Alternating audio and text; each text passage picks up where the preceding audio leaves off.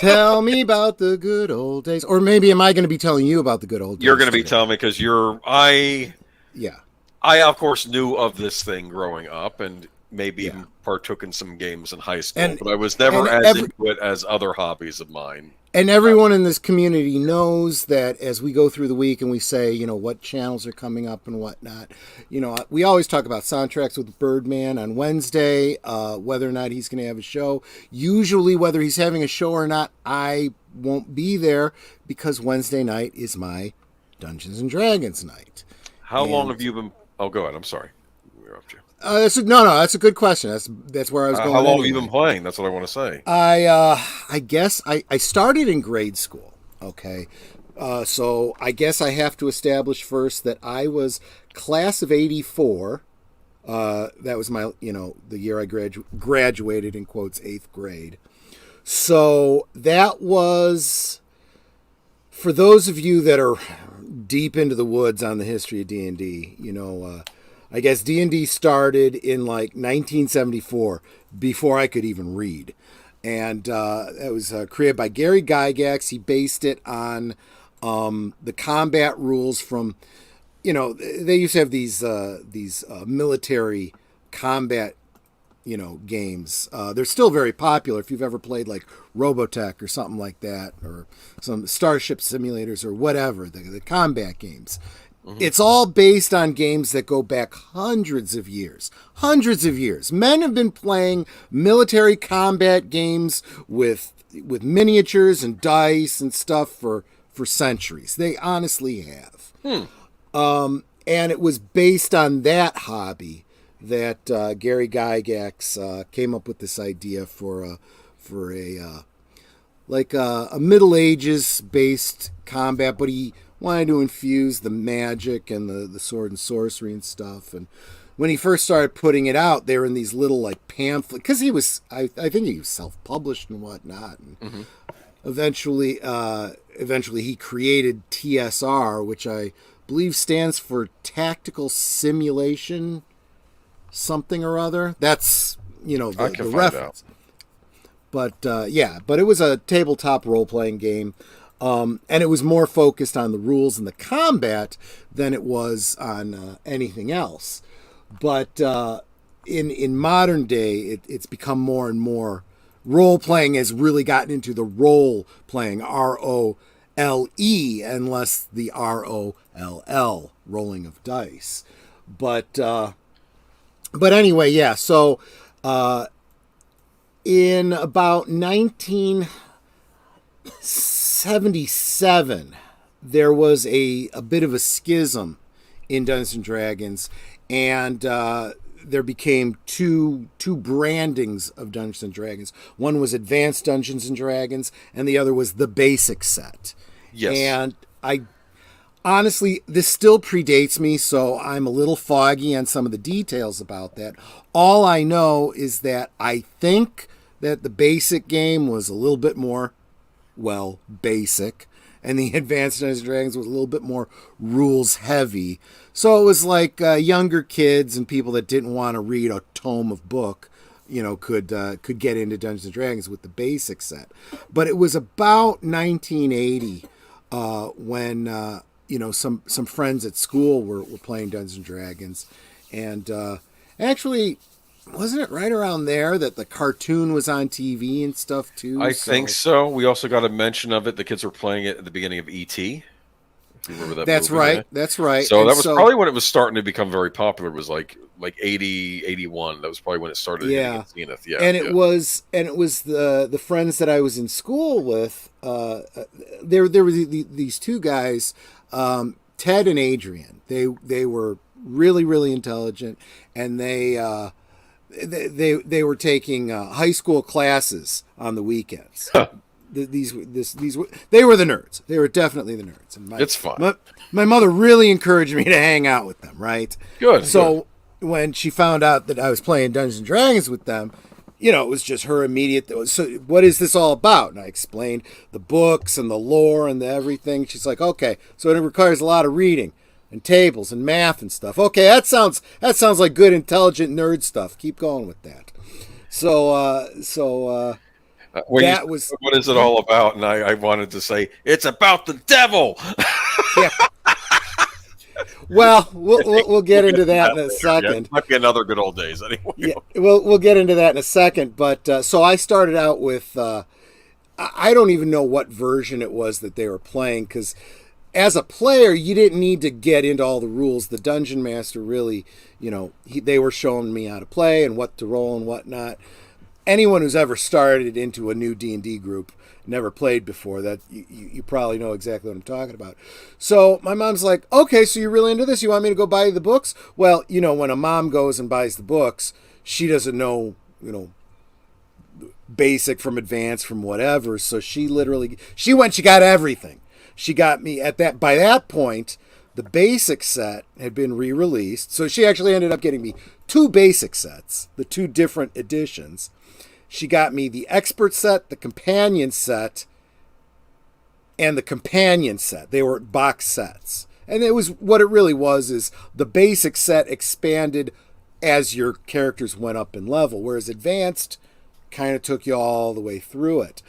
It wasn't until like 1989 when I started looking at advanced, when I had graduated high school, was going to college, and I met the buddy who's now my lawyer, who I game with on Wednesday.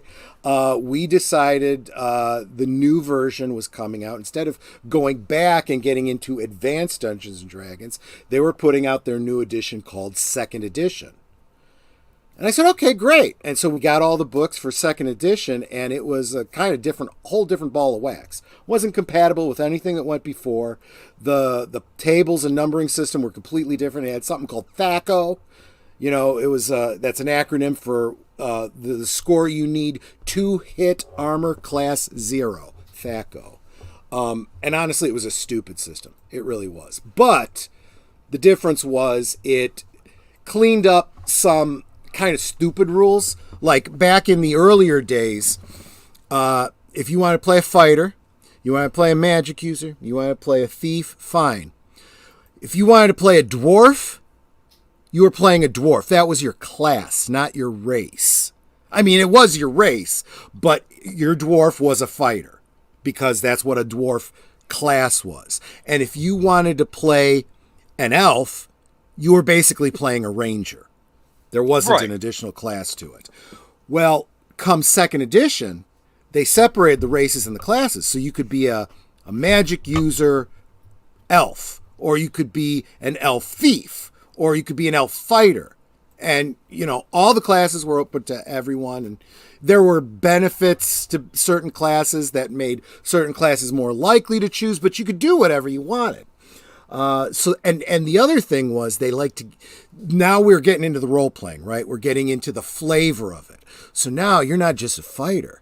There are these more, and of course this is an opportunity for them to sell you more books, right? You could be under a fighter, you could be a ranger, you could be a paladin, you could be a swashbuckler, you could be, they were called kits, okay? And they got special bonuses, special hindrances, like a swashbuckler's not going to be able to wear full plate armor. Just can't, So that's a drawback. But you can't be Errol Flynn, Robin Hood with full armor. Exactly. A lot of logical stuff there. I love that. That was a lot of fun. And they also started playing with different schools of magic. You could be a general wizard, or you could specialize. You could specialize on explosive fire magic, or cold magic, or whatever. Or the good one. This one came late in the second edition. Chronomancy. You could be Doctor Who if you want to. That's what chronomancy was. What? Yeah, it was a lot of fun. Never lived up to its full potential by the time it ended in, I want to say around 2000. They went to third edition. And we're all like, I mean, now I've been married for, 8 years, 9 years, just starting a family, don't really have time for, or the money, I should say, for a bunch of more books. And Chris, My attorney's like, you know what? I'm going to buy the main books. I'll get the Dungeon Master Guide, the Player's Handbook, and the Monster Manual, and we'll see how it is. And it actually, this became the basis of the D20 rules that became really popular since then. And I'm getting to why it became so popular in just a second. So we liked it. It was a little chonky. And a few years later, they put out the 3.5 edition, which just streamlined some things. But again, it required you to buy some extra books. Mm-hmm. And then 2008, they decided they were going to scrap all that and go to a completely new edition. And we all just said, fuck it, we're done. We are not buying more books. We're done with this thing. And there was another company out there called Paizo. Paizo was a publishing company that was putting out the magazines, the monthly magazines for Dungeons and Dragons. At this point, owned by Wizards of the Coast. It was Dungeon Magazine and it was Dragon Magazine. And Dragon Magazine, yeah. Right. And they were creating content there for Dungeons and Dragons. You know, they started creating something called Adventure Paths. You'd have called them campaigns back in the older days, but it took you from like first level on up to 20th level with a straight progression of adventure in one big, collection of book. And a lot of fun. Love those so much. So he said, you know what? They're basically supporting not quite exactly 3.5 edition, but it's basically the same rules. Let D&D go on and do what they're going to do. We'll stick with Paizo. So we bought, again, all new books, but we bought the Paizo books and we said, now we're done. Now we are well and truly done. So they've gone on to 4th edition. They've gone on to 5th edition. And in the news segment later on, we'll talk about what's coming after this 5th edition. But the reason that we bothered to buy more books, that we bought that 3.5 edition, the reason that we went on to buy the Pathfinder book was because Wizards of the Coast did something very, very clever. And again, I don't want to get too far into the weeds on legalities here, but you can trademark Dungeons and Dragons. You can trademark special monsters that they have, like the Illithid, the Mind Flayer. You if you've never heard anything about this in D&D, you might have seen Stranger Things, and they talked about the Mind Flayer. Well, that's a proprietary thing that Wizards of the Coast has a trademark on. Because they own the Mind Flayer. They created it for the game. But they don't own Goblin, because Goblin is universal. Exactly. Yeah. Good point. Yeah. They don't own vampires, but they own a particular vampire named Strahd von Zarovich. It's a very popular character in Forgotten Realms, I believe, right? Yeah. Exactly. And exactly. The Forgotten Realms is their proprietary campaign setting. So all the books that reference all the places there. It sounds like they had plenty of ways to still generate revenue. They did. They had the absolutely did. You had exclusive modules in their exclusive world and characters. Exactly. Yeah. But but there were two shortcomings that they had. One, as their worlds, and there was more than Forgotten Realms. There was Forgotten Realms, and there was Dragonlance, and there was all these other ones too, Dark Sun and whatnot. And that they put all these books out for. But when you're that big, you're publishing that much stuff, right? It's hard to keep up with. So you'd have people that would play through whatever modules you put out that year, already bought the campaign setting, and then they just sit and wait for you to put something else out. And that the other side of that coin is that sales were starting to drop off. People were losing interest, partly because of that. In comes the introduction of something called their open game license. Without getting too far into the details, what it basically said was, look, there's a lot of people out there that are either independent gamers, small upstart companies, or other publishers that would like to put out material that could be used with Dungeons and Dragons, but maybe they don't because legalities and this and that. But here's what we're going to do. if you want to put out anything that supports our game system, as long as people buy our main books, the 3 core rule books to learn the system, you can put out whatever you want, as long as you're not using anything proprietary of ours. You can't write something with the illithids in it. That's just ours. But you can create your own campaign world. You can create splat books, is what we call them. It's kind of like those kits that I talked about in second edition. Right. Add-ons, things that add some rules to give it a little flavor, stuff like that. And you can make money doing that, and we won't touch any of that. And basically, it's partly because you can't copyright a game system. The idea of creating a D20 rule set where you roll a die, you ascribe, the attributes with these numbers and so forth. You can't copyright that. They didn't own that. So these companies could do it anyway. But it made for a great synergy. Because what happens? You decide you like this campaign setting, and it says, I think it always was branded, whatever the company was, always branded as to be used with the world's most famous, role-playing game or whatever. Mm-hmm. And it had the list of all the legalese inside of this open game license. And that's when role-playing blew up.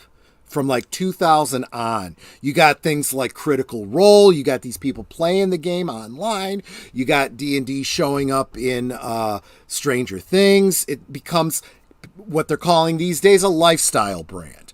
So now, not only are you coming to the game because you saw Critical Role on YouTube, or you saw Stranger Things, or your buddies were playing this Paizo or whatever other company, let me find out more about this Dungeons and Dragons thing. You know what? I think I'll get a Dungeons and Dragons t-shirt when I'm at this convention. Let me buy some dice and some of those miniatures and, right. D&D stuff. It was good for the industry. But anyway, we'll get more into the downside of what's happening now later on in the show. But I got to say, I've got bookshelves of books. A lot of it is D&D. I actually, those earlier editions, the basic and the advanced and second edition, I auctioned them all off at a local hobby shop, and then turned around and bought more miniatures and the more recent D&D books with what I made from it. But so that's Dungeons and Dragons. There were 2 role-playing games that I played that were superhero based, and I'm sure anyone could guess which ones they were: Marvel and DC. So Marvel was put out by TSR, right? Marvel was put out by TSR, so it was very similar to D&D. It was a little chonky, but it was very synergistic with its comics, because from the point that the role-playing game came out, you started seeing, if you go online right now and look up, the official wikis for Marvel characters, they'll give stats for their powers. How strong is Hulk? How strong is Spider-Man? And so on and so forth. That was specifically because they standardized that for the role-playing game, so that they had an idea, and then writers were just like, well, now that we've standardized it, we got something to refer back to. I think in an issue of Dragon Magazine, it was stated that the Hulk can theoretically become strong enough that he can break adamantium. Actually, yeah, they've actually gone further with that to say that the angrier he gets, the stronger he gets. So in theory, there is no limit to how strong the Hulk could get. But when you're doing a game system, you have to kind of put it into boxes, right? So if you're gonna play the Hulk, either you limit him to this, or he becomes a non-player character, and as he gets stronger, he gets harder and harder, and it becomes a greater and greater challenge, which could also be part of the game. The other one that I played was Mayfair Games, DC Heroes, and that was a D100 based, and it was a lot of percentages, and the math was just mind-boggling, and I understand why they did it. It was their way of being able to put, like, you know, Detective Chimp and Robin and Batman in the same game with Superman and Wonder Woman, right? But it never made sense to me, the resolution of actions in there. And it really flavored my feeling for superheroes games. So a lot of people had told me, you know, GURPS is probably the best superhero game as far as rules go, but it's still not all that good. And I'm like, oh crap, okay, whatever. They had Detective Chimp on Batman the Brave and the Bold. Doesn't surprise me. And I remember in my head, okay, is Detective Chimp a chimpanzee that was given greater intelligence through science experiments? Or is Detective Chimps an actual detective that was turned into a chimpanzee? And this was going through my head as I'm watching the show. Never mind, though. But you could look it up. That information is. I don't want to know. His origin. Kind of still spoil it for me. You kind of enjoy the not knowing. I enjoy the nonsense that was the Brave and the Bold. I have to believe he was inspired by Lancelot Link. You know, he was just talking chimp that wore a Sherlock Holmes cape and hat and smoked a pipe. You know, that's the only thing I can think.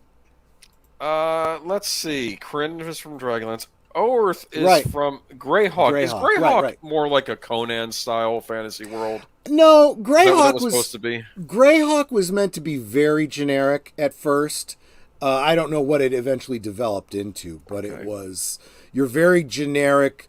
I don't even want to say Middle Ages. It was more like Renaissance, big castles, you know, that kind of stuff. Yeah, city states, you know, whatnot.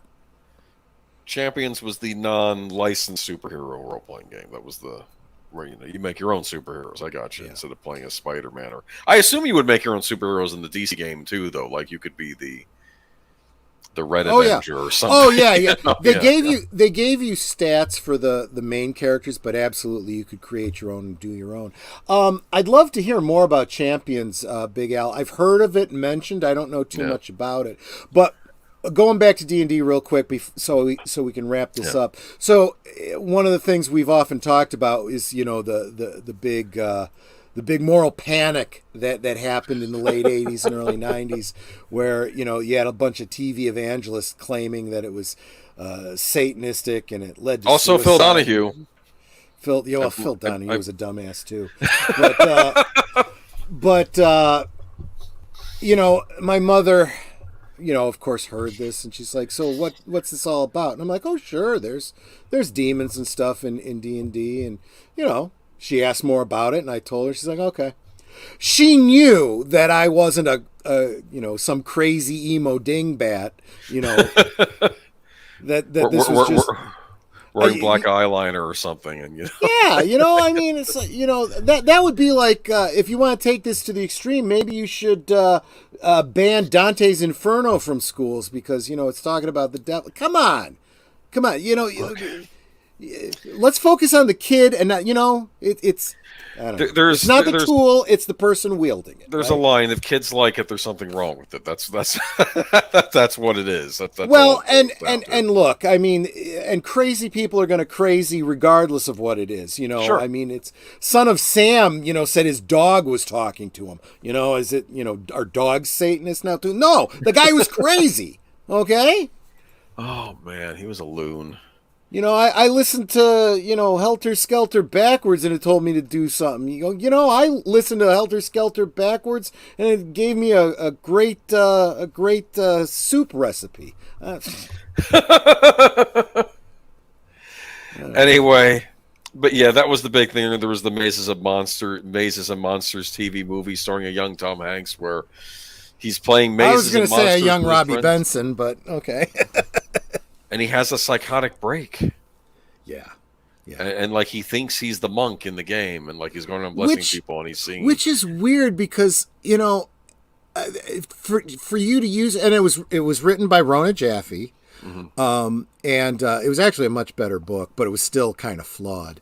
Yeah. And if you're looking at that as an example of, oh, this could really happen, I think the story even still made it clear this was a troubled individual, right? Who was having a psychotic break anyway. And this was just the form that it took, you know? But if you haven't seen Mazes and Monsters, kids, check it out. It was it Tom Hanks' first role? Might have been. It was an early one. I know that much. All I remember, well, I remember the whole movie, but the scene I remember the best was he's wandering around New York in a fugue state, and someone tries to mug him, and he pulls out a little pocket knife, and he's defending himself with it as though it's a short sword. And he ends up stabbing the guy, so he successfully defends himself. But when he comes out of this fugue state, he doesn't remember the incident, and his hand is all bloody, and there's blood all over his knife. So he goes and he calls his friends. He doesn't know where he is. Please, I need help. And I just remember him going, I don't know where I am. There's blood on my knife. And you could almost picture Tom Hanks, and his voice doing that. And it's just, it's cringe and funny, but So sad bad. and weird at the same time. It's so bad. I don't even want to, personally, I don't even want to waste a Friday doing a rewatch of that. But No, I recommend it's not a good movie. you guys should check it out yourself. In fact, do a twofer. Do a twofer. Watch Mazes and Monsters and The Boy in the Plastic Bubble.